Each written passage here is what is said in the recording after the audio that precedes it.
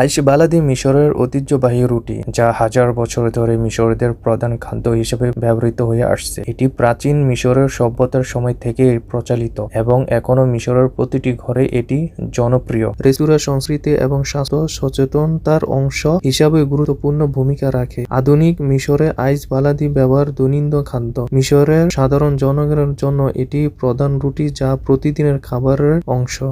আইশ Balerdi কিভাবে তৈরি হয়? আইশ বালাদি সাধারণত গমের আটা দিয়ে তৈরি হয়, যা পাথরের চুলা তান্নুর উচ্চ তাপে বেক করা হয়। এটি তৈরি করতে গমের আটা, পানি ও লবণ মিশিয়ে নরম খামির তৈরি করা হয়। 2. খামির কিছুক্ষণ রেখে ফুলিয়ে নেওয়া হয়। 3. ছোট ছোট বল বানিয়ে গোল আকৃতির রুটি তৈরি করা হয়। 4. এরপর উচ্চ তাপে পাথরের চুলায় বেক করা হয়, যাতে রুটি ভেতরটা ফাঁপা হয়ে যায়। খেতে কেমন? আইশ বালাদি নরম ও হালকা মচমচে হয়। এটি সাধারণত অন্য খাবারের সাথে খাওয়া হয়, যেমন ফুল, ফেলাফেল, কুশারি, তাহিনা, কোফতা, কাবাব, বিফ, চিকেন, শাকসবজি এবং আরো অন্য খাবারের সাথে খাওয়া যায়। এটি মিশরের প্রতিদিনের খাবারের অংশ এবং রাস্তা খাবার থেকে শুরু করে অভিজাত রেস্তোরাঁ পর্যন্ত সবখানে পাওয়া যায়। আরব দেশগুলোতে অনেক বাংলাদেশি কর্মী আইশ বালাদি তৈরির কাজে যুক্ত আছেন, বিশেষ করে সৌদি আরব, সংযুক্ত আরব আমিরাত, কাতার, ওমান সব বিভিন্ন বাংলাদেশি শ্রমিকরা বেকারি, রেস্তোরাঁ ও হোটেলে কাজ করেন। বাংলাদেশি শেফদের আন্তর্জাতিক বাজারে চাহিদা দিন দিন বাড়ছে, বিশেষ করে মধ্যপ্রাচ্য,